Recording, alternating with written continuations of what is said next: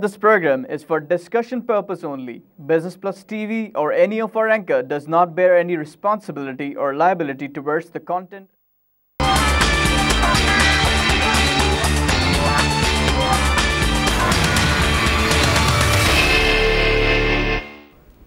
अस्सलाम वालेकुम नाज़रीन, good morning, welcome to the program in focus. मैं हूं जुनैद गुल। आज हमारा प्रोग्राम का टॉपिक जो था वो बेसिकली हम बात करने चाह रहे थे पाकिस्तान की एक्सपोर्ट्स के ऊपर, मगर ये कि हमने गवर्नमेंट में जो उनके रेलेवेंट लोग हैं उनसे रब्ता करने की कोशिश की ताकि उनका भी मौक़िफ़ आ जाए, क्योंकि इतना ये ऐसा टॉपिक है इस वक्त ये पाकिस्तान की एक्सपोर्ट्स जो इतना एक डिक्लाइनिंग और एक गिरावट का ट्रेंड है, उस पर बात करने के लिए अगर हम अकेले बात करते तो उसमें आई थिंक प्रोग्राम में एक मुकम्मल एक मौक़िफ़ सबका ना आता। तो इसकी वजह से हमने फैसला किया कि हम आज decline and growth of export पर बात नहीं करेंगे, बल्कि अब ज़्यादा गुफ्तगू आज एक जनरल एक्सपोर्ट्स, उसकी पाकिस्तान की इकॉनमी या उसकी कर्जाजात और जो ये वॉलंटरी टैक्स कंप्लायंस स्कीम है उस पर ज़्यादा बात कर लेंगे। बिकॉज हम चाह रहे हैं कि मिफ्ता इस्माइल साहब या खुर्रम दस्तगीर साहब या कोई और रेलेवेंट जो मिनिस्टर हैं जो कि इस डिक्लाइनिंग एक्सपोर्ट ग्रोथ को बता सकें, ताकि उनका मौक़िफ़ भी हम सुन सकें, वजूहात सुन सकें कि ग्रो हमारी जो डिक्लाइन क्यों कर रही है एक्सपोर्ट्स, जबकि हमारे जो हमको बताया जाता है कि हमारी इकॉनमी एक स्टेबलाइज हो गई है और अब ग्रोथ की तरफ जा रही है। तो ये समझने के लिए ज़रूरी था कि गवर्नमेंट का मौक़िफ़ आना बहुत ज़रूरी था, जो कि हमको नहीं मिल सका। हम कल पूरा दिन ट्राई करते रहे, बट हमें मिफ्ता इस्माइल साहब ने भी टाइम नहीं दिया, खुर्रम दस्तगीर साहब से भी बात नहीं हो सकी। तो हम इसलिए कोशिश करेंगे कि अब इस प्रोग्राम को कल करें, और अगर हुकूमत से कोई ये सुन रहा है हमारी बात तो काइंडली प्लीज़ हमसे रब्ता करें। हम चाहते हैं कि इस इम्पॉर्टेंट इशू पे आपका मौक़िफ़ भी आए। नाज़रीन, आज की जो एक ख़बर मैं अखबार में पढ़ के बड़ा परेशान हो गया वो हमारा है FDI, which is again a very important topic, which is the foreign direct investment in Pakistan। वो पहले 6 महीने जो हैं हमारे इस फिस्कल ईयर के, उसमें से $633 बिलियन की FDI आई है। उसके बाद उस पर 60% जो है वो सऊदी अरेबिया है, और बाकी कुछ UAE, कुछ हांगकॉन्ग और कुछ एक और आई थिंक इटली से थोड़ी सी कोई 50-60 बिलियन की आई है, which is very alarming again. और अगर हम देखिए फॉरेन प्राइवेट इन्वेस्टमेंट जो है उसका नेट जो एक वो है वो हमारा 331 बिलियन का आउटफ्लो है, जो कि इसी पीरियड में लास्ट ईयर जो है वो 150-160 बिलियन का इनफ्लो था। तो अगेन अगर हम इस डायरेक्शन में भी देखें तो हमारी जो पोजीशन है इन टर्म्स ऑफ इकोनॉमी वो बड़ी ब्लीक नज़र आ रही है, क्योंकि इस सिनारियो को जब हम ट्रांसलेट करते हैं तो ये translate into a major current account deficit, जो कि इस वक्त $1.2 बिलियन के ऊपर हमारा खड़ा हो गया आके, जबकि हमारे फॉरेन एक्सचेंज रिजर्व जो है वो $20 बिलियन के हैं। हमारा करंट अकाउंट डेफिसिट फिर भी इतना खड़ा हुआ है। तो अगेन वेरी इंपॉर्टेंट कि हमें कोई सरकारी या गवर्नमेंट की तरफ से हमें कोई आगे बताए कि ये किस तरफ हम जा रहे हैं।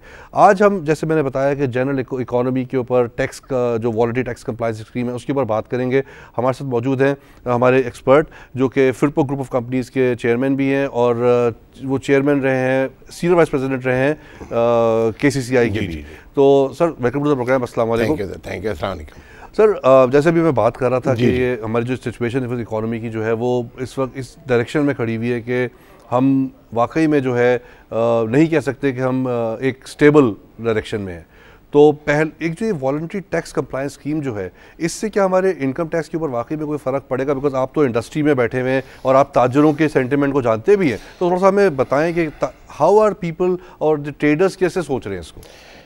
देखिए भाई, इसके अंदर मसला ये है कि ये हर 2-3-4 साल के बाद ये इस तरह से कोई ना कोई स्कीम लेकर आते हैं। नाम बदल के चीज़ें वही होती हैं, और ये उन्हीं लोगों को प्रोटेक्ट करने के लिए लेकर आते हैं जिन्हें जो टैक्स नेट के अंदर होते हैं लेकिन टैक्स में नहीं आते और वो टैक्स नहीं देते। तो उन लोगों के लिए हर मरतबा ये एक स्कीम निकालते हैं, जिससे हमारी तो बहुत ही ज़्यादा बददिली होती है कि भाई फिर हमें लोग बेवकूफ़ कहते हैं कि जी और जाएं आप टैक्स नेट में और अपने आप को मुहिब्ब वतन शहरी बताएं, तो उसका फिर इनाम भी देख लें कि आप ही के ऊपर कदगन लगती है, आप ही को यानी पीसा जाता है और उसके बाद दूसरों को किस तरह फैसिलिटेट किया जाता है।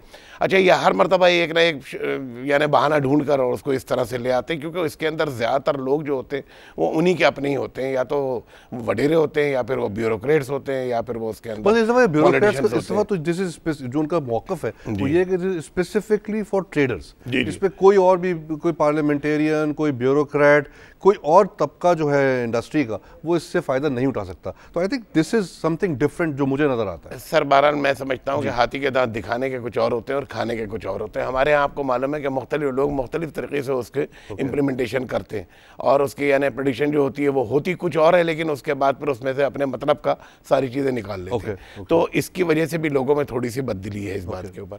बहरहाल ये तो अपनी जगह पर, लेकिन वो जो आपने कह रहे थे कि जी कोई सरकारी आदमी आपके पास आने के लिए तैयार नहीं हुआ, तो उसकी वजह यह है कि उनके पास पाँव नहीं है कुछ बात करने के लिए, वो ज़मीन ही नहीं है। नहीं सर, तो किस तरह आपके सामने इससे पहले हमने अभी LNG इंपोर्ट डील बात उसमें खाका नबाजी साहब ने आके अपना मौक़िफ़ दिया था, उस पर हमने बात सुनी थी, बट कल हमारा इनसे रब्ता नहीं हो सका है। और मैं ये चाह रहा था कि इतने इंपॉर्टेंट इशू पे बगैर गवर्नमेंट की मौजूदगी की हम बात ना करें। बहुत सही है, बिल्कुल ठीक है आपकी बात कि भाई दोनों तरफ का मौक़िफ़ होना चाहिए ताकि हमें पता चले क्या है। लेकिन ऐसी मोटी मोटी चीज़ें हैं, मिसाल के तौर पर कि भाई एक्सपोर्ट जो आपकी डिक्लाइन हो रही है उसके अंदर सबसे पहले तो कॉस्ट ऑफ डूइंग बिजनेस।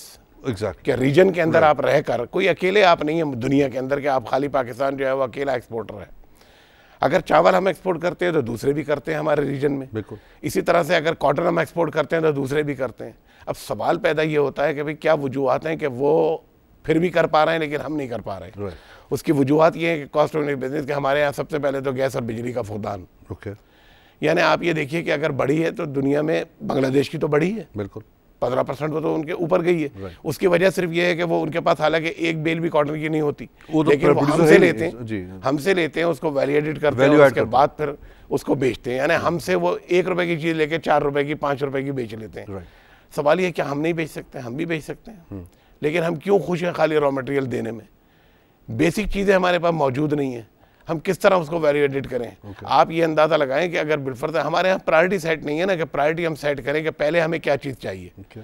अगर इसके ऊपर पैसे हमें चाहिए, हम अब ये ऑरेंज लाइन और ग्रीन लाइन और ये यानी वो सारी चीज़ें हम एक तरफ लगाए चले जा रहे हैं और उसकी वजह से कर्जे भी लिए चले जा रहे हैं, जो कर्ज़ों का डेब्ट है बढ़ता चला जा रहा है। बिल्कुल आप ये देखिए कि कोई कहाँ पहुँचा है मामला। यानी ये मैं समझता हूँ कि गवर्नमेंट जितनी पहले आई हैं उन्होंने इतने कर्जे नहीं लिए जो इस गवर्नमेंट ने ले लिए, क्योंकि बहरहाल बड़े बड़े प्रोजेक्ट अनाउंस किए, बड़े बड़े प्रोजेक्ट शुरू किए, उसके लिए कर्जे तो चाहिए, अपने पास तो कुछ है नहीं। बिल्कुल, लेकिन इसको ये कोई एक खित्ता नहीं देगा, ये पूरा पाकिस्तान भुगतेगा। आई थिंक आपका बड़ा वैलिड पॉइंट है कि हमारी जो कॉस्ट ऑफ डूइंग बिजनेस है, अच्छा उसमें जो एलिमेंट्स अगर देखें हम कॉस्ट ऑफ डूइंग बिजनेस में, is basically that power tariff जो कि मेन इम्पेडिमेंट जो मेन एक हर्टल है हमारा, वो सबसे बड़ी शिकायत जो इंडस्ट्री को वो यही है कि इनको पावर एक तो रेगुलर मिलती नहीं है, बट अब पिछले दिनों जो है वो काफ़ी रेगुलर मिली है, बट उसकी जो टैरिफ्स हैं वो इतने ज़्यादा हैं कि वो टोटल ओवरऑल मार्केट में वो नॉन कंपैरेटिव हो जाते हैं। उसके बाद जो हमारी करेंसी आई थिंक है, अगर उस पर भी थोड़ी सी बात कर लें, ये करेंसी हमारी हाईली ओवर वैल्यूड है। अगर आप बात करते हैं यूरोपियन यूनियन की, तो जो यूरो है वो पिछले दिनों 20% डिक्लाइन हुआ है इन कंपेयर टू डॉलर। तो जब वो डिक्लाइन हुआ है तो हम ऑटोमेटिकली 16-17% जो है हमारी प्राइस बढ़ गई, तो हम बिल्कुल नॉन कंपैरेटिव हो गए। जब तक इसको हम करेंसी को अपनी सही जगह पे नहीं वैल्यू करेंगे, हमारे एक्सपोर्ट्स है वो भी एक बहुत बड़ा फैक्टर। बिल्कुल ठीक है। तो बात ये कुछ चीज़ें इमिटेशन तरीके से अगर आप आर्टिफिशियल तरीके से चलाने की कोशिश करेंगे तो वो नहीं चलेंगी। देखिए ब्रॉड बेस पे आप देखें इस चीज़ को, आई एम सॉरी जी कुछ थोड़ी सी खराबी है, मौसम है ऐसा। तो मैं आपको बता रहा था कि भाई जब तक हम लॉन्ग लाइफ पॉलिसी नहीं लेके चलेंगे और स्टेक होल्डर्स को साथ नहीं बिठाएंगे, उनसे उनकी वजूहात नहीं पूछेंगे, कैसे यानी क्या कहते हैं कोई चीज़। अब स्टेक होल्डर वजूहात की बात करते हैं, अगर मैं देखता हूँ ये coming back to this voluntary this tax compliance, इसमें तो ताजिरों से बड़ी मीटिंग्स की इन लोगों ने, वो 0.6 से 0.3% करा दिया उन्होंने विदहोल्डिंग टैक्स। एक वक्त ऐसा भी आया था जब हमने देखा कि वो उन्होंने बैंक से काम करना ही छोड़ दिया ताजिरों ने, और उन्होंने उसको जो है सारी कैश ट्रांजेक्शन शुरू कर दी या बॉन्ड खरीदने शुरू कर दिए, बॉन्ड का जो है इंटेक काफ़ी बढ़ गया था। तो इसका मतलब इन्होंने गुफ्तगू करने के बाद जो आउटकम आया, ओनली 1% ऑफ देयर कैपिटल जो उनको देना पड़ेगा, एंड उसके बाद नो क्वेश्चंस आस्क्ड। तो ये तो मुझे तो खैर समझ नहीं आई बात कि 1% इज नथिंग बेसिकली, ऊपर से वो है भी उनकी कैपिटल के ऊपर, नॉट ऑन द इनकम। तो वो फिर अगेन इज तो मैं वही आपसे अर्ज कर रहा हूँ कि भाई ये तो देखिए ना, वो मामलात कितने दिन में हल हो सकते थे, लेकिन उसको कितना प्रोलॉन्ग किया गया। अब हमारे यहाँ एक रीत ये पड़ गई है कि जब तक वो ताजिर जो है या कोई भी तबका जब तक वो धरना नहीं देगा, प्रोटेस्ट नहीं करेगा, उस वक्त तक उसको सुना नहीं जाएगा। मतलब इस मामले में ताजिरों की बात तो सुनी गई है, मुझे लगता है इसमें सोल्यूशन फॉर ताजिर अरसा लगा दिया उसके अंदर, ताजिरों को फायदा ही हुआ है, खुश है सारे। आप समझे नहीं मेरी बात। आई डोंट नो, आप कह रहे हैं कि ज्यादा खुश नहीं, बट मुझे नजर आता है आपसे बता रहा हूं सेंटीमेंट है खुश है। मैं नहीं समझता कि भाई यानी क्या कहते हैं खुश है, कम से कम कराची तो खुश नहीं है। कराची खुश नहीं है, क्योंकि देखिए मैं आपको बताऊं कि वो टोटल जो आपके टैक्स पेयर है वो कराची में है।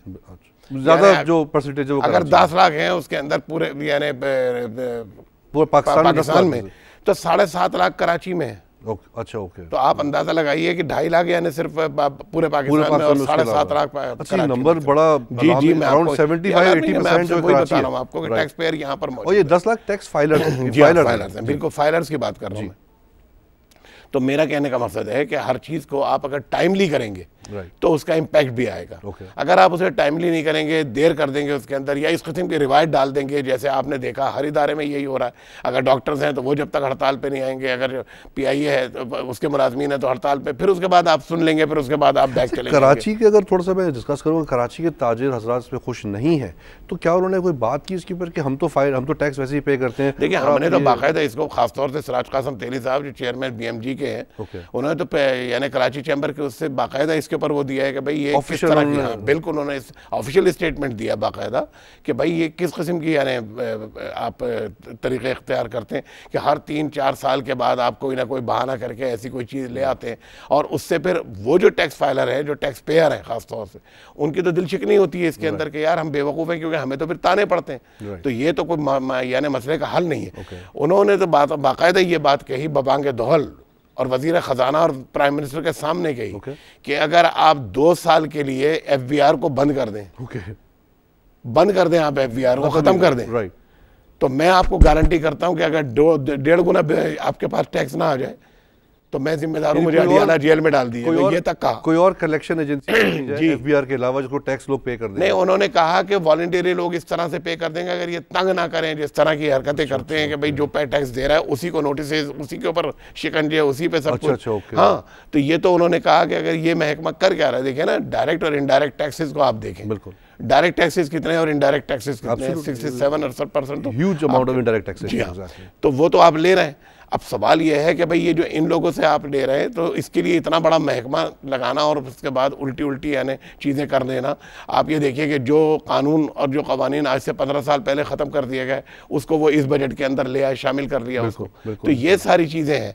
तो इस पर जब तक बैठ के स्टेक होल्डर्स के साथ आप बात नहीं करेंगे, हम तो गारंटी करने के लिए तैयार हैं। जो मीटिंग्स ये लोग कर रहे थे, हमसे मुराद ये है कि chamber of commerce, Karachi chamber of commerce सबसे बड़ा मीटिंग्स कर रहे थे बिफोर दिस कंप्लायंस स्कीम के आने से पहले, तो कराची चैम्बर ने जब इतना अपना, जबकि इतना बड़ा स्टेक कराची चैम्बर का ही है इसके अंदर, तो इनकी बात क्यों नहीं सुनी गई? मतलब वाई इनको इग्नोर क्यों किया गया? बात ये सर नहीं, इग्नोर करने का हद तक ये है कि उन्होंने कई एक मीटिंग में तो बुलाया ही नहीं कराची चैम्बर ऑफ कॉमर्स ताजिरों को, और इधर उधर से सभी आने, उसके मेन जो लोग उनको बुलाया, प्रोटेस्ट किया। जी हाँ, उसके अंदर जब प्रोटेस्ट किया कि भाई आप एक चीज़ करने जा रहे हैं तो उसके अंदर आप बुलाएं, तो फिर उन्होंने बुलाया भी, लेकिन उस अंदाज में बात को सुना नहीं गया जिस अंदाज में सुनना चाहिए था। ये अब यानी वो क्या कहते हैं, एक मिसाल है बड़ी अच्छी कि अंधा वाटे रेवड़ियाँ अपनों को दे, तो वही मिसाल है जो अपने, हाँ, कि जो अपने दायराकार में आते हैं उन्हीं की बात को सुना भी जाता है, उन्हीं की बात को समझा भी जाता है, और उसके बाद फिर उसके ऊपर जोर लगाया जाता है कि बिल पास हो गए। अब आप मुझे बताएं कितनी हंसी की बात है कि जो साल बंद हुआ जून में, और हमारे यहाँ उसके लिए सितंबर और अक्टूबर में रिटर्न फाइल हो जाते थे, आज फरवरी में चल रहा है और अभी तक डेट बढ़ रही है। तो मेरा ख्याल है कि पिछले साल का टैक्स जो है वो अगले साल में दिया जाएगा। अगले में मुझे तो लगता है कि 6 महीने तो हो गए ना, एग्जैक्टली, वैसे भी 6 महीने 8 महीने हो गए, 8 महीने एक तरह से देखे जाए, बिल्कुल सही बात है कि भाई 6 महीने तो उसके निकल गए, जून के बाद जुलाई से लेकर। आपने बड़ा ही वैलिड चीज़ हाईलाइट की है कि जो जून तक का टैक्स तो अभी तक उन्होंने कलेक्ट किया नहीं, अब जी 8 महीने इसमें बिल्डअप हो गए, वो उसमें से आई थिंक इट्स अ वेरी, तो मैं वही आपको फिर समझ नहीं, पता नहीं चलेगा कि ये जो अमाउंट आई है ये किस साल की है, और अगर ये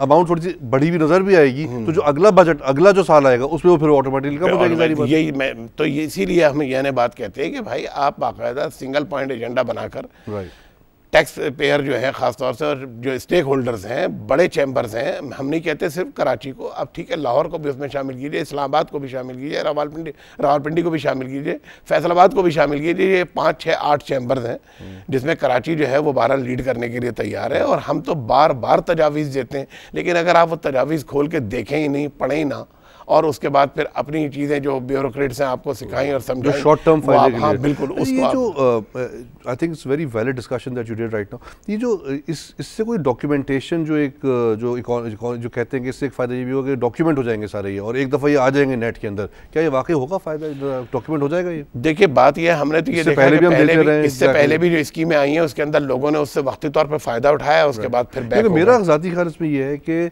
जो मेजर प्रॉब्लम है बिकॉज ये डॉक्यूमेंटेशन ना होने की, जो एक बहुत बड़ा ताजिर तबका या कोई और लोग भी, जो एक तबका जो सेक्टर है इकोनॉमी का, उसकी वजह ये है कि स्पेशली जो ताजिर, जो छोटे ताजिर हैं, जो बहुत ही मिनिमल लेवल का बिजनेस कर रहे हैं, उनको तो आई थिंक किताबें मेंटेन करने का कॉन्सेप्ट ही नहीं कि अपनी बुक्स मैं प्रॉपर मेंटेनेंस की। भाई असल में बात ये है कि मैं आपसे अर्ज करूं कि ये सब कुछ डूएबल है, हो सकता, इसमें कोई दो राय नहीं, लेकिन हमारी पॉलिसियां ठीक नहीं। मिसाल के तौर पे आपको मालूम है कि हमारे यहाँ एक पैरेलल इकोनॉमी चल रही है। बिल्कुल। और वो पैरेलल इकोनॉमी किस तरह चल रही है कि हमारे यहाँ स्मगलिंग बेइंतहा है। बिल्कुल। अफगानिस्तान का कार्गो जिस तरह से जाता है और वापस कराची में ही आ जाता है, उस पर तो कोई टैक्स नहीं लिया जाता। अब अगर हम अपने ड्यूटी रेट्स को और इसको उसको सब चीज़ों को हकीकत पसंदाना बना लें, मैं आपसे खुदा की कसम गारंटी करता हूँ कि इससे ज़्यादा रेवेन्यू आपको मिलेगा और ये ख़त्म हो जाएगा, यानी चोरी चकारी स्मगलिंग में हम कैप कर दें। बिल्कुल, यानी नहीं, अगर स्मगलिंग आपके यहाँ है भी मिसाल के तौर पर और आप उसे नहीं रोक सकते कि जी बहुत बड़ा बॉर्डर है जी हमारा, फिर उसके बाद लैंडलॉक यानी कंट्री है अफगानिस्तान, हमने उसको फैसिलिटेट करना ही है, बैरूनी दबाव है, अलाना फलाना, तो ठीक है, फिर आप अपने टैक्स रेट को नीचे ले आए ताकि लोग फिर 100% उसी में जाए। देखिए स्मगलिंग का भी कम से कम 10 से 15% तो खर्चा आता है ना, तो स्लैब आपका उसी के अंदर होना चाहिए। लेकिन आप अगर 50, 60 और 85% पे आप रख के करेंगे टोटल टैक्स, कि आप 35% ड्यूटी लेंगे, उसके ऊपर फिर 17% सेल टैक्स लेंगे, फिर उसके बाद इनकम टैक्स लेंगे, फिर टोटल जो है वो अराउंड 60, इन टोटल जो है वो आने के पड़ जाता है 85%। तो 85% को आप जब नीचे लेकर आएंगे तो ये ऑटोमेटिकली जो है ना लोग खुद ही नॉर्मल तरीके से सारी चीजें बंद हो जाएंगी, लोग ऑटोमेटिकली उसके अंदर आ जाएंगे। अच्छा, राइट। अच्छा, ये मैं ये कहता कि जो बुक्स मेंटेनेंस, अगर ये किसी भी आई थिंक दुनिया के बाकी मुल्कों में भी ये इस तरह की स्कीम्स दी जाती हैं to incentivise the people to come in the tax net, but उसका तरीका ये होता है कि एक तो 1% से काफ़ी ज़्यादा उसका परसेंटेज होता है, 25-30% लिखा गया है जी। उसके बाद फिर वो ये करते हैं कि वो, I think it's a very important role of FBR कि वो ताजिरों को या ऐसे लोगों को जो कि इतने पढ़े लिखे नहीं हैं, उनको किताबें मेंटेन करने का तरीका समझाएं, उनको ट्रेन करें उसके ऊपर, और जब वो स्कीम दे रहे हैं तो एज अ मैंडेटरी और एक ज़रूरी उसका एक रखें कि हम ये, आप इससे फ़ायदा तो उठा रहे हैं, but with in this period आपको अपनी बुक्स का जो है ना हमें इतना रिजल्ट दिखाना है। बिल्कुल ठीक है। जब वो दिखा देंगे तो आई थिंक जब वो सीख लेंगे उसको करना कैसे, तो I think that is the time when उनको चाहिए कि उसको पकड़ें। फिर हमारे यहाँ भी पहले एक तरीक़ाकार वज़ा किया गया था कि जी इस साल से अगर आप अगली मरतबा 15% या 20% बढ़ा के अपनी आमदनी दिखाएंगे तो ऑडिट में नहीं आएगा और आपके उसको मान लिया। तो वही बात है, वो किताबों के बगैर की बात नहीं, मगर उसके अंदर लोगों को एक रुझान हुआ था टैक्स देने का, लेकिन फिर जब आप दूसरे रास्ते से उसकी नफ़ी करते हैं और फिर उसके बाद नोटिस उन्हीं लोगों को भेजते हैं, कहते आप कुछ हैं, करते आप कुछ हैं, तो उसकी वजह से फिर ये सारा मसले पैदा होते हैं। मैं आपसे कह रहा हूँ कि दुनिया में कोई ऐसी चीज़ नहीं है जो डूएबल ना हो। बिल्कुल सही बात, सही चीज़ है, उसकी नियत होनी चाहिए, पहली तो मेन चीज़ तो नियत है। अगर नियत आपकी है तो फिर सारे काम आसान हो जाते हैं। LNG जो इम्पोर्ट की है इन्होंने पाकिस्तान में, जो अभी कतर से डील साइन की है, as a business community, as a businessman, आपको क्या लगता है कि इससे फ़ायदा होगा हमारे ओवरऑल? ये अच्छी डील की है इन्होंने? देखिए बात यह है कि इसके अंदर जिस किस्म की खबरें आ रही हैं उसके अंदर तो यह है कि भाई ये काफ़ी यानी महंगा सौदा किया गया है, लेकिन अब जो कतर से हुआ है पहली मरतबा इन्होंने उसके लिए प्राइसेस वगैरह दी हैं कि इस प्राइस के ऊपर हमने परचेज़ की है। मैं समझता हूँ कि भाई इसके अंदर क्योंकि मीडिया भी काफ़ी इस चीज़ को हाईलाइट किया, लोग भी इसके पीछे पड़े, फिर नैब वगैरह में भी कुछ केसेस चले गए हैं जिसके ऊपर कोई छानबीन हो रही है और जिसके ऊपर आपने देखा कि कल वज़ीर आज़म ब्रेक के लिए मुझे कहा जा रहा है, will continue it after the break. नाज़रीन एक छोटा सा ब्रेक लेते हैं, ब्रेक से वापस आके इस LNG पे मज़ीद डिस्कशन करेंगे। Thank you.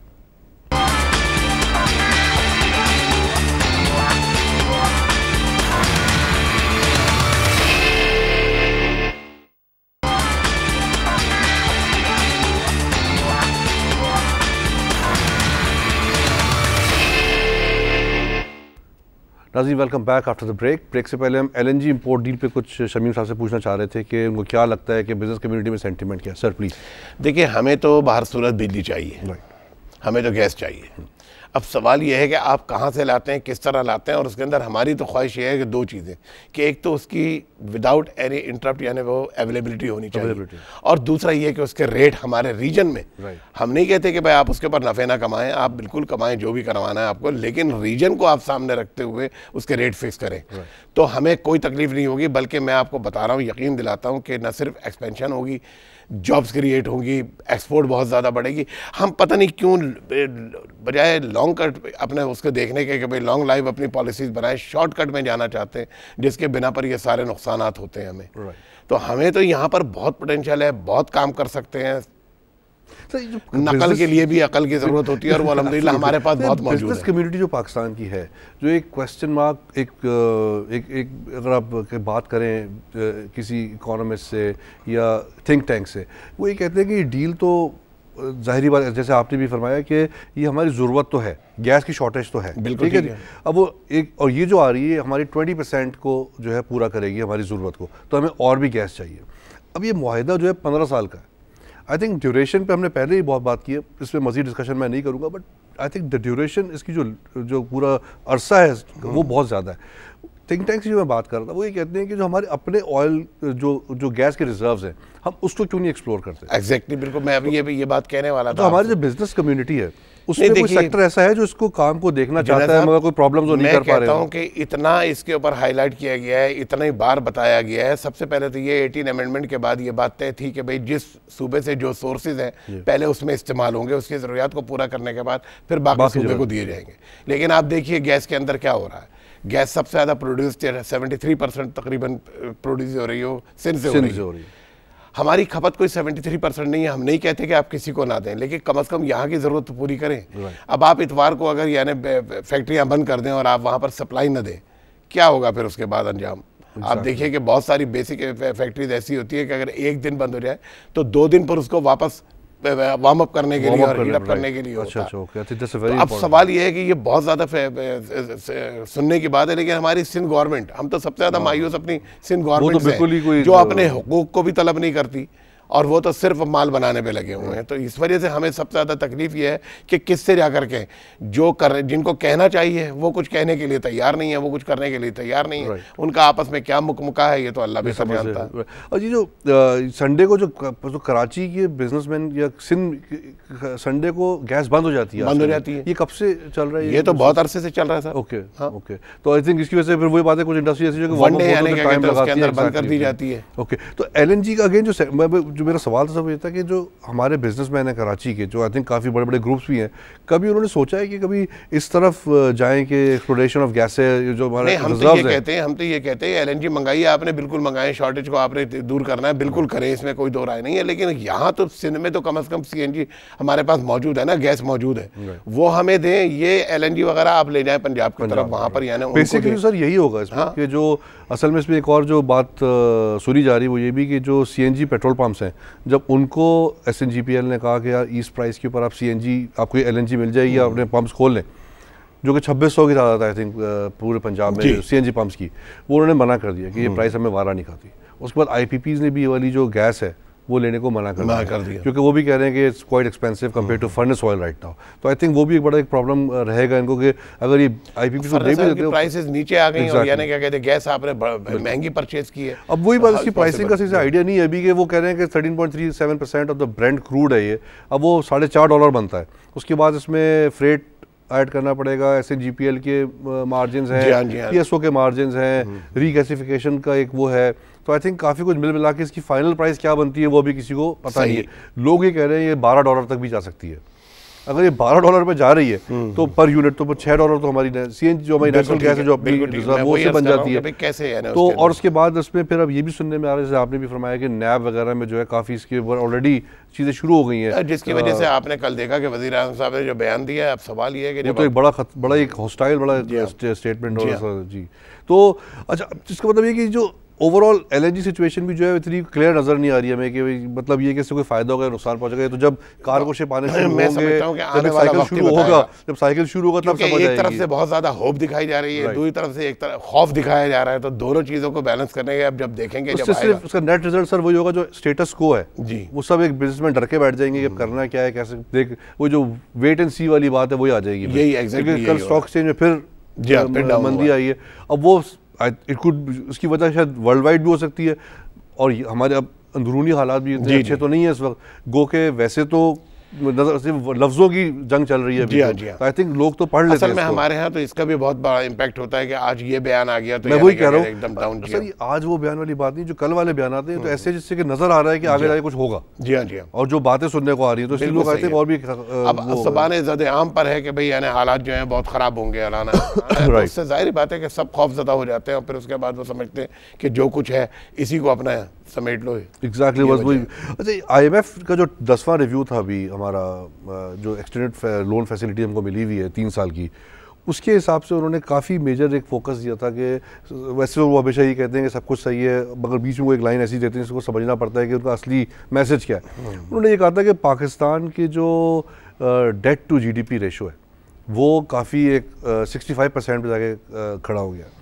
उसके बाद पाकिस्तान में जो पावर जनरेशन का जो सेक्टर है वो अपने सर्कुलर डेट जो है दोबारा से बिल्डअप होना शुरू हो गया। तो उन्होंने कहा था काफ़ी आपको एम्फेसाइज करना पड़ेगा पावर सेक्टर रिफॉर्म्स के ऊपर और टैक्स रिफॉर्म्स के ऊपर। टैक्स की तो हमने बात आपसे कर ली, मगर ये जो कर्जाजात वाला जो एक एलिमेंट है जो कि अगेन बड़ा एक इम्पॉर्टेंट फैक्टर है हमारी इकॉनमी के नीचे आने में। 2018 की जो पिक्चर मैं थोड़ी सी पेंट करूँ अगर, तो आई थिंक सबको खौफ आ जाएगा। हमारा जो ये 3 साल का प्रोग्राम है IMF का, इसकी रीपेमेंट शुरू हो जाएगी 2018 से। उसके बाद जो ये पेरिस क्लब की रीस्केजुलिंग हुई थी उसका भी जो है वो मेच्योर हो जाएगा। तो 2018 तक जो हमारा जो इंस्टॉलमेंट होगी कर्जे की वो इतनी बड़ी हो जाएगी कि जब तक हमारे एक्सपोर्ट्स नहीं बढ़ेंगे, जब तक हमारा टैक्स बेस नहीं बढ़ेगा, हमें मजीद कर्जा लेके जो है उसको पूरा करना पड़ेगा। कर्जे से ही कर्जा अदा करना पड़ेगा, जो कि बीइंग अ बिजनेसमैन या कोई एक आम आदमी जो है बिल्कुल सेंसिबल बात नहीं है। बिल्कुल ठीक है। और अगर इस सिचुएशन को हमने अभी एनालाइज नहीं किया और इस पर अभी से काम नहीं किया तो आई थिंक जाते जाते मतलब 2018 पे जो गवर्नमेंट आएगी, चाहे ये रहते हैं या दोबारा आते हैं या कोई और आता है, तो उसके लिए तो एक बहुत बड़ा टास्क होगा कि उसको कैसे पूरा किया जाए। सर हमने तो देखा ही है कि भाई जो भी गवर्नमेंट जाती है वो आने वाली गवर्नमेंट के लिए एक बड़ा बर्डन छोड़ जाती है और बड़े आसानी के साथ वो आन के कह देते हैं कि जी ये तो हमें विरसे में मिला। कोई भी उसे दूर करने की कोशिश नहीं करता कि उसे कम करे या दूर करे, बल्कि वो उसके अंदर अब ये भी यही कहते हुए आए थे कि हमें तो मईशत जो है कर्जे की मिली है और इसमें, लेकिन आपने किस कदर उसके अंदर इजाफा किया है। बुनियादी चीज़ें आप देख नहीं रहे हैं कि जो बेसिक चीज़ें हैं हम पहले वो मुहैया करें, उसके ऊपर तवज्जो दें ताकि आपके यहाँ जॉब्स क्रिएट हों, आपके यहाँ एम्प्लॉयमेंट यानी क्या कहते बढ़े।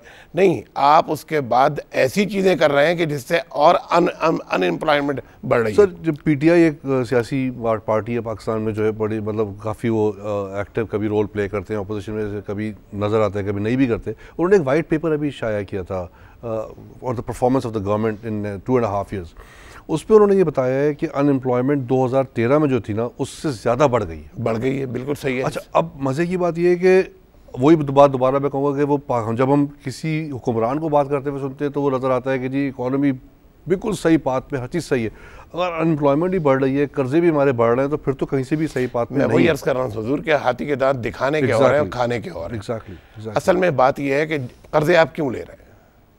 सबसे पहले आप अपनी एक्सपोर्ट बढ़ाने की बात करें ताकि आपके पास जायज़ तरीके से पैसे आए। एब्सोल्युटली। आप ये अगर बिलफर्ज माल तो जहाँ आप एक्सपोर्ट आपकी डाउन होगी तो जाहिर बात है वो यूनिट बंद करेगा तो अनएम्प्लॉयमेंट नहीं होगी। एग्जैक्टली। इतनी इंडस्ट्रियाँ बंद हो गई हैं कराची में भी और फैसलाबाद वगैरह में सब जगह पर, तो वो अनएम्प्लॉयमेंट हो रही है ना, फिर वहाँ से लोग ले ऑफ हो जाते हैं तो बेचारे मार्केट में। बिल्कुल। सर एक अच्छी खबर जो मैं ढूंढ सका हूँ वो लार्ज स्केल मैन्युफैक्चरिंग, वो हमारी जो है थोड़ी सी बढ़ी है पिछले 6-8-5 महीने में।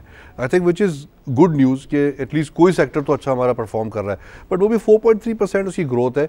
और सुबह हमारा जो एक प्रोग्राम होता है उसमें हम ये डिस्कस कर रहे थे मैं अपने को एंकर के साथ कि जो ये 4.3% की जो ग्रोथ है ये भी कोई ख़ास एक्टिविटी वाइज नज़र नहीं आ रही मार्केट के अंदर। मतलब ये इतनी कम है ग्रोथ कि उसका कोई एक जो वो है एक जो होता है ना कि जब इकोनॉमिक एक्टिविटी बढ़ती है तो एम्प्लॉयमेंट बढ़नी शुरू हो जाती है, नई इंडस्ट्री लगनी शुरू हो जाती है, नए लोग अपने नए काम, बट वो नज़र नहीं आ रहा। उसकी वजह से लोगों को रुझान पैदा होता है और वो फिर कहते हैं कि भाई चलें ठीक है, कोई ना कोई बेहतरी की खबर आई है तो हम उनके अंदर एक होप पैदा होती है और फिर वो उसके बाद करते हैं। ये बात आपकी बिल्कुल ठीक है कि वो ऐसी चीज़ें जो हैं कोई इतनी ज़्यादा हाईलाइट नहीं होती, इतनी ज़्यादा सामने नहीं आती और लोगों के दरअसल मसले मसाइल ये नहीं है, लोगों के बुनियादी जो मसाइल हैं उसके अंदर घिरे हुए हैं, इस वजह से वो इधर उधर देखने ही नहीं जाते। फिर एक और कसूर हमारे मीडिया का भी है जी, ओके, कि मीडिया हमें होप नहीं देता। राइट सर, होप मतलब मैं आज सुबह मैं एक कोशिश करके आया था कि कुछ 3-4 अच्छी जो ना चीज, अब अखबार में तो एफडीआई हो मिलती नहीं है। हाँ।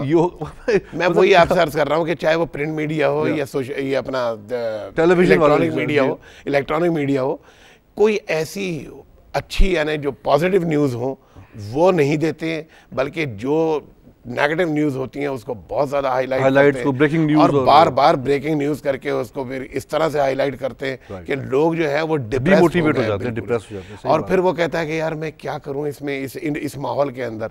मैं आप यकीन जानिए, मैं अभी बाहर गया था तो मुझसे बाहर वालों ने, क्योंकि वो तो सिर्फ खबरें ही सुनते हैं, वो यहाँ देखते तो नहीं है, तो वो तो बहुत ज़्यादा खौफज़दा हो जाते हैं हमारे यहाँ की खबरें जब जाती हैं वहाँ पर। वो लेते किससे हैं? वो लेते हमारे ही मीडिया से। उसके बाद फिर अपने यहाँ जब पेश करते हैं तो लोग ये कहते हैं कि यार आप वहाँ पर जीते कैसे हैं, आप वहाँ पर चलते कैसे हैं, आप वहाँ पर खाते कैसे हैं, यानी इतने उसमें वो कहते हैं भाई आप तो जिस माहौल में काम कर रहे हैं ये बहुत बड़ी बात है। जब आप बाहर से बैठ के टीवी देखते हैं तो वाकई ये लगता है कि मतलब पता नहीं वहाँ क्या हो रहा है, वो तो कोई जंग की जगह है शायद, हालांकि इतना बुरा हाल होता नहीं है। बिल्कुल सही है। तो मैं वही आपसे अर्ज कर रहा हूँ कि भाई एक लिमिट होती है हर चीज़ की। आपको अगर नेगेटिव जो करंट अफेयर्स हैं वो आपको दिखाने चाहिए, नो डाउट, लेकिन उसको इस तरह से हाईलाइट नहीं करना चाहिए कि एक अनपढ़ आदमी जो है वो ये समझे कि सुबह जो चीज़ हो रही थी वो अभी तक हो रही है। एग्जैक्टली सही बात है। आप उसे खत्म कर दीजिए ना, एक दफ़ा दिखा के, 2 दफ़ा दिखा के आप खत्म कर दीजिए, बता दीजिए कि ये हुआ था वाकया। ये नहीं है आप उसे बार बार ब्रेकिंग न्यूज़ की तरह लोग समझते हैं कि भाई यानी क्योंकि हमारे यहाँ लिटरेसी इतनी तो है नहीं, उसका रेट कम है, तो उसकी वजह से वो तो ये समझता है कि भाई मैंने सुबह बोला था तब भी ये चल रहा था। मैं एंगल से आपको दिखाता हूँ उसमें कि अभी ब्लूमबर्ग पे एक कल या परसों एक उन्होंने एक आर्टिकल चल रहा था, ब्लूमबर्ग जो है बहुत बड़ा मीडिया बिजनेस का वो है, वो कहता है, उस पर एक रिपोर्ट उन्होंने दी हुई थी कि $50 बिलियन जो है ना पाकिस्तान का कर्जा एक साल के अंदर पे करने का लमसम बन जाएगा। अच्छा, उस खबर को जब आप पढ़ते हैं ना तो देखिए, जैसे मैंने भी कहा कि 2018 तक हमारी इंस्टॉलमेंट कर्जे की जो है ना वो काफ़ी बड़ी हो जाएगी। जी जी। अब वो खबर उसको इस तरह से पेंट किया गया था कि $50 बिलियन पाकिस्तान को एक साल के अंदर पे करने पड़ेंगे। वो खबर की डिटेल मुझे इतनी, मैंने उसको एनालाइज नहीं कर सका हूँ मैं, बट आई थिंक ये गवर्नमेंट का आई थिंक ये फ़र्ज़ बनता है कि उस न्यूज़ के ऊपर आके कोई ना कोई स्टेटमेंट आनी चाहिए थी। एग्जैक्टली, बिल्कुल, क्योंकि वो भी एक ब्लूमबर्ग को जो है बहुत देखा और सुना जाता है। अब उन्होंने वो जो भी कहा उस पर हमारा एनालिसिस आना चाहिए कि हमारा ऐसा है या नहीं है, या इसका क्या, इसकी डिटेल्स क्या है। क्योंकि देखिए ब्लूमबर्ग भी जो है ना बगैर किसी तहकीक कोई चीज़ ऐसे नहीं छापते, अगर उन्होंने किया है तो फिर हमारी गवर्नमेंट को चाहिए, जैसे एग्जैक्टली उसको फिर बताना चाहिए ना गवर्नमेंट को, उसका नोटिस लेना चाहिए। कल यहाँ पे हमारे साथ एक गेस्ट थे जो कि मेंबर हैं उसके टैक्स रिफॉर्म्स कमीशन के, और वो इम्प्लीमेंटेशन, तो वो ये कह रहे थे कि ये उन्होंने ऐसे ही लगा दिए। तो मेरा उनसे वो यही शिकवा था कि अगर ब्लूमबर्ग एक तो ऐसे कर नहीं सकता, मेरा ज़ाती ख्याल पर्सनल है कि नहीं ऐसे करते हैं लोग, बट कभी कभार मीडिया शायद कर भी जाता है। अगर उन्होंने ऐसा किया है तो I think they should be a very serious, बिल्कुल ठीक है, उसका नोटिस ले और रिबट तो दे, कम से कम नोटिस ना, बिल्कुल मतलब उसको सू ना करे, उसको रिबट तो करे, नहीं बल्कि उसका नोटिस लेने के बाद आप कम से कम उसकी वजाहत तो करें। हमारी तरफ से कोई कुछ नहीं है, वो परवाह नहीं करते। वही असल बात है कि वो परवाह मुझे समझ नहीं आया कि ये तो बड़ी एक अजीब सी चीज़ थी, उसको नोटिस होना चाहिए, वो नहीं किया उन्होंने। सर कभी बैक टू ये कर्जे जो है, अब जो ये जो हमारे जो एक नवा जो रिव्यू था IMF का, उस पर $40 बिलियन का हमारे पे जो है वो मजीद जो उन्होंने, अच्छा अब उसको लोग ये कहते हैं कि जी वो सिर्फ लग्जरी आइटम्स के ऊपर था, इससे आम आदमी में फ़र्क नहीं पड़ा। वो भी एक डिबेट, एक लंबी डिबेट है वो भी। आज 10वें रिव्यू तक जो है इस क्वार्टर में हमारे रेवेन्यू टारगेट पूरे इसलिए हो गए कि हमने वो $40 बिलियन भी लगा दिए थे, फिर ये काफ़ी वॉलंटरी कंप्लायंस भी आ गई, फिर काफ़ी जो फ्यूल प्राइस कम हो गई तो उनके टारगेट पूरे हो गए। मगर सुनने में आ रहा है कि जब ये अगले रिव्यू पे जाएंगे तो फिर शॉर्टफॉल होगी। सर मैं समझता हूँ इनकी तो लॉटरी निकली हुई है, एक खुशनसीब है इस मामले में कि ऑयल प्राइसेस इतनी नीचे आ गई, जिसकी वजह से इनको बहुत बड़ा सहारा मिल गया। एक तो उसका बिल कम हुआ, दूसरी बात ये इनका प्रॉफिट बहुत बढ़ गया इसके अंदर। आप ये देखिए कि भाई सिर्फ 5 रुपए कम किए, यानी प्राइसेस कहाँ से कहाँ पहुंची। अच्छा, इस पर मेरा एक टेक ये है कि देखें, जब इन्होंने बजट किया था 2015-16 जून 2014 थी, उसमें उन्होंने बजट किया होगा, उस वक्त ऑयल की प्राइस जो थी वो $27-28 पे नहीं थी, उस वक्त 40। बिल्कुल ठीक है। और मैं इसको बेनिफिट गवर्नमेंट को एज अ बिजनेसमैन, या मैंने भी सारी बात है, जब आप किसी कंपनी में काम करते हैं अपने बजट्स बनाते हैं, अपने बजट्स बनाने के लिए जब आप बैठते हैं तो आप एक रेवेन्यू का नंबर रखते हैं, टैक्स से मैं इतना लूंगा और उसमें जो पेट्रोलियम वाला टैक्स है उस मद में मैं इतना लूंगा, उन्होंने एक नंबर रखा हो, ठीक है। अच्छा, उसको हासिल करने के लिए ज़रूरी है कि वो एक लिमिट से इसको नीचे ना करें। मैं इसमें गवर्नमेंट को इतना ब्लेम नहीं करूँगा, बट जो इनका प्रॉब्लम है ना सर, वो ये है कि ये आके ये चीज़ें बताते नहीं कि हम क्यों नहीं कर रहे। वो कहते हैं बस नहीं किया। मैं आपसे अर्ज करूँ, दरअसल इसके देखिए हर चीज़ के दो रुख होते हैं, हर तस्वीर के दो रुख होते हैं। आवाम से आप यानी तवक्को करते हैं कि भाई वो उसके अंदर पैसे जो है वो निचली सतह पर ले आए, चाहे वो ट्रांसपोर्टर हो, चाहे वो उसके अंदर ग्रोवर हो, चाहे वो उसके अंदर मैन्युफैक्चरर हो। लेकिन सवाल ये है कि उनको रीत तो आप दे रहे हैं कि भाई जब आप कम नहीं कर रहे हैं, आप कम करें पहले, तो फिर उसके बाद उनके ऊपर। इस पे एक मैं और ऐड करूंगा again in the favour of the government, और अगेन दो पॉइंट है इसमें भी। एक तो ये कि इन्होंने उसकी प्राइस कम की डीजल की, और उन्होंने जो ट्रांसपोर्टेशन ऑयल जो कम की, इन्होंने किराया कम नहीं किया। अच्छा, ये तो इनका फर्ज है कि आगे पास ऑन करें। बिल्कुल। अच्छा, वो पास ऑन जब नहीं हुआ तो गवर्नमेंट को चाहिए कि उन पे कुछ ऐसा करें कि उन पे कुछ चेक एंड बैलेंस लगाएं, वो कम करें, वो भी कम नहीं हुआ। तो एक आम इंसान को किराए वो कीमत जो भी 5 रुपए 10 रुपए कम की, उसका फायदा एक आम इंसान को फिर भी नहीं पहुंचा। तो again this is something which they have to look into. नहीं, दरअसल वो जो 5 रुपए उन्होंने दिए ना, तो लोगों ने कहा कि ये तो ऊँट की नाक में जीरा है। राइट। अगर बिलफर्ज माल आप उसको रियल कैलकुलेशन के साथ फिर आप उसका बेनिफिट देते हैं आवाम को और आवाम तक पहुंचाते, तो फिर आपके पास जवाब होता सख्ती करने का उन लोगों के ऊपर। बिल्कुल, कि हमने देखे कि किस तरह इसको रियलाइज किया और इसको हमने कम किया। सही, तो 5 रुपए इस दफा हुए ना, 5 रुपए इस दफा हुए, but over a period of time तो काफी कम हुए। ओवरऑल जो फर्क है ना, वो नहीं, वो उन्होंने पास ऑन नहीं किया, किराए तो कम हुए, इसमें कोई दो राय नहीं है। बहुत वो एग्जैक्ट उन्हें ट्रांसफर नहीं किया। मतलब वो एक जो परसेंटेज होनी चाहिए ना एक आम आदमी के लिए, वो सुनने में ये आ रहा है, जो एक आम आदमी से अगर आप बात करें कि उनको किराए में इतना फर्क नहीं मिला है उनको फिर भी। दूसरा सर नहीं, अब दूसरी तरफ ये कि खर्चे अखराजात बढ़ गए, सैलरीज बढ़ गई। आप एक तरफ अगर कोई चीज़ कम करते हैं तो दूसरी तरफ फिर उसको फिर बढ़ा देते हैं कि भाई मिनिमम कम से कम आपने ये देना है। अब मिनिमम पे भी कहाँ लोग मिलते हैं। तो कहने का मतलब ये कि लोगों के अखराजात बहुत बढ़ गए हैं, उसको भी सब चीज़ को यानी सामने रखते हुए फिर उसके बाद आप फैसला करें कि भाई क्या होना चाहिए क्या नहीं। आप करेंगे, आप कराएंगे, कराना भी तो आपका ही काम है ना। अगर वो ना करें तो फिर उसके बाद उनसे कहिए कि भाई ये क्यों नहीं आपको जो नहीं कर रहे हैं, उसमें भी आपने ही पार्ट अदा करना है। बिल्कुल। अच्छा, पीएसओ जो पाकिस्तान स्टेट ऑयल है, इसके भी रिजल्ट्स आज फर्स्ट 6 मंथ्स के आए हैं। ओजीटीसीएल और पीएसओ दोनों के। ओजीटीसीएल ने तो obviously looking at the market trend उन्होंने प्रॉफिट कम किया, अराउंड 28% ड्रॉप आया उनके प्रॉफिट में, और उनका डिविडेंड भी जो है इस कम दिया उन्होंने। बट पीएसओ के प्रॉफिट जो है वो बढ़ गए, which is around 56% increase over last year. अच्छा, उसकी मेन वजह ये बता रहे हैं कि मोटर गैस ऑयल जो है और जो ये जेट ऑयल जो है, इसकी सेल्स इनकी बढ़ गई है। अच्छा, मोटर गैस ऑयल जो बढ़ा है तो क्या लोगों ने गाड़ी ज़्यादा चलानी शुरू कर दी है, या गैस में जो लोग थे वो, या ऐसे होता है कि अगर आप बोर हो रहे हैं तो आप गाड़ी में जाके ड्राइव करके आ जाते हैं, तो इसलिए डिमांड बढ़ गई है। नहीं, वैसे इसमें कोई दो राय नहीं है कि दरअसल जिस हिसाब से मोटरसाइकिलें रोड के ऊपर आप देखें एक चीज कि जिस हिसाब से मोटरसाइकिलें रोड पे आ रही हैं, गाड़ियां रोड पे आ रही हैं, रोड तंग हो गए बिल्कुल एकदम। नए रोड्स तो डेवलप हो नहीं रहे हैं, पुराने रोडों के ऊपर वो इस तरह से यानी रश हो गया है।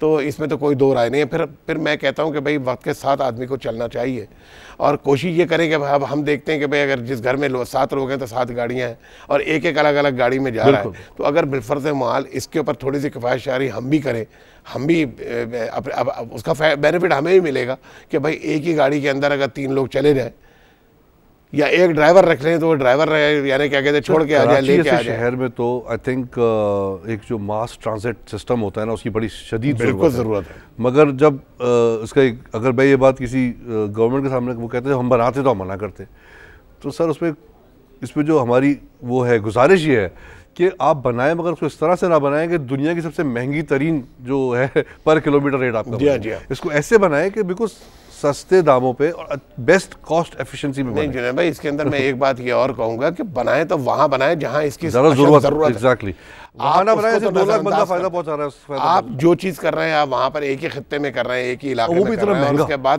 उसके बाद फिर न सिर्फ एक चीज कर रहे हैं। देखिए ना यहाँ जो बसों का हाल है, जिसके ऊपर बैठ के लोग निकलते बेचारे, व्हाइट कमीज पहन के तो बैठ ही नहीं सकते यार। सुबह यानी आप देखें तो छतों के ऊपर लोग बैठे हुए होते हैं और पुलिस देख रही होती है, क्योंकि वो भी क्या करें, उन्हें पता है क्या करें, पता है कि भाई ये कैसे जाएंगे, किस तरह जाएंगे।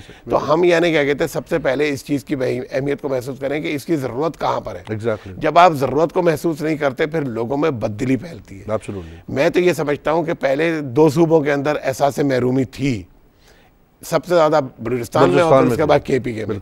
अब तो सिंध में भी एहसास महरूमी, वो ठीक है कि हमारे अपने वो खुद ही पैदा कर रहे हैं, उनको परवाह ही नहीं है, तो सारी बात है, मतलब वो अगर बात करें हमारे बारे में तो कभी भी नहीं। आप ये देखिए कि 1.5 साल हो गया, साल हो चुका, लेकिन अभी तक तो नंबर प्लेटें लोगों को नहीं मिल रही गाड़ियों की। जी, यानी वो 3 की टेम्परेरी प्लेट मिल रही है, नई गाड़ियों को प्लेटें 1.5 साल से नहीं मिल रही।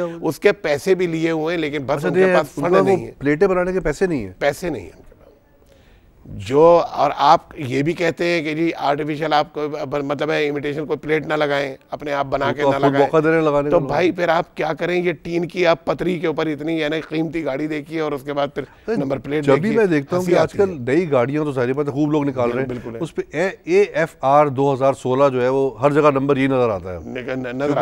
अच्छा, ये मुझे नहीं पता कि इनको इतने पैसे भी नहीं है कि नंबर प्लेटें लोगों को नहीं, कूड़ा उठाने के पैसे नहीं है, कूड़ा उठाने के पैसे नहीं है, वो भी खा गए। यानी बात यह है कि कोई सेक्टर आपने नहीं छोड़ा कि जहां नजर आए। आखिर प्राइवेटाइजेशन पे भी थोड़ी सी अगर देखेंगे, अभी PIA पे इतना प्राइवेटाइजेशन का जोर आया था कि प्राइवेटाइज कर दो, इसके अलावा कोई चारा नहीं है। बड़ी इसमें बातें हुई, धरने भी हुए, लोग बेचारे मर गए इस चक्कर में, और बाद में इनकी आपस में दोस्ती हुई और पता नहीं अब सब खामोश हो गए। अगर आपको याद हो सर, हैवी इलेक्ट्रिकल कॉम्प्लेक्स एक पाकिस्तान का एक बड़ा है, वो भी उसको प्राइवेटाइज करने की कोशिश कर रहे थे। अच्छा, उसमें जो है वो लकीली बच गया, इसलिए कि जिस कंपनी को ये बेच रहे थे उसका चेक बाउंस हो गया। तो PIA की प्राइवेटाइजेशन देख लें, ये हैवी इलेक्ट्रिकल कॉम्प्लेक्स का एक वो स्कैंडल ही कहूँगा मैं इसको, तो कि इतना मजाक उन्होंने बनाया हुआ है इसको कि वो जो कंपनी है उसकी इन्होंने इतना भी चेक नहीं किया उसको कि उसकी स्टैंडिंग तो चेक कर लेते कि उसे पे करने की सकत है कि नहीं है। उससे ज़्यादा फ़नी बात सर क्या है कि जो मैं ज़रूर एम्फेसाइज़ करूँगा कि जब उस कंपनी ने अपनी डिटेल्स भेजी तो कंट्री ऑफ ओरिजिन में नैरोबी लिखा हुआ था। ये मेरे इल्म में नहीं है, आपने भारत मुझे पहली बार ये सर ऐसी बात है, और ये बिल्कुल मैं आपको सही मतलब ऑथेंटिक खबर बता रहा हूँ। उसमें कंट्री ऑफ ओरिजिन नैरोबी लिखा हुआ था, और प्राइवेटाइजेशन में हमारे इतना बड़ा इदारा है, उस इतने बड़े बड़े ब्यूरोक्रेट्स वहाँ बैठे होते हैं, किसी ने चेक नहीं किया कि नैरोबी कौन सा मुल्क है नैरोबी का। अगर वो चेक बाउंस ना होता तो हम नैरोबी की जो मुल्क है उसकी कंपनी को भी अपना HEC भेज देते। जी, वो तो बच इसलिए गया कि सर ये प्राइवेटाइजेशन की जो अगर मतलब वही अगर दोबारा उस पर देखा जाए तो जिस तरह से ये इसको भी अटेम्प्ट कर रहे हैं, इससे भी कोई फ़ायदा नज़र आता है आपको? होता है मैं तो समझता हूँ, देखिए प्राइवेटाइज तो होना चाहिए, क्योंकि जो इदारे ख़ास तौर से आपको नुकसान पे नुकसान दिए चले जा रहे हैं, ये गवर्नमेंट का काम नहीं है इदारे चलाना। ये प्राइवेट सेक्टर में आप देखें, वो खाकान अब्बासी साहब खुद यानी क्या कहते हैं, जब PIA के थे तो वो नुकसान में जा रहा था, और एयर ब्लू जो है वो उनके फ़ायदे में जा रही है। तो कहने का मकसद ये है कि ये प्राइवेट सेक्टर में ही चल सकते हैं बिजनेस सारे, लेकिन उसका तरीक़ाकार इन्होंने गलत किया, जिसकी टाइम सर ख़त्म हो गया। It was a very good discussion general, आपसे सर बड़ी नई मालूमात भी मुझे मिली और हमारे नाज़रीन को भी डेफिनेटली मिली होंगी। नाज़रीन, ये था हमारा एक जनरल डिस्कशन, जो हालात इस वक्त हमारी इकॉनमी के हैं। हमने टैक्स की थोड़ी सी बात की, थोड़ा प्राइवेटाइजेशन को भी देखा, कर्ज़जात को भी देखा।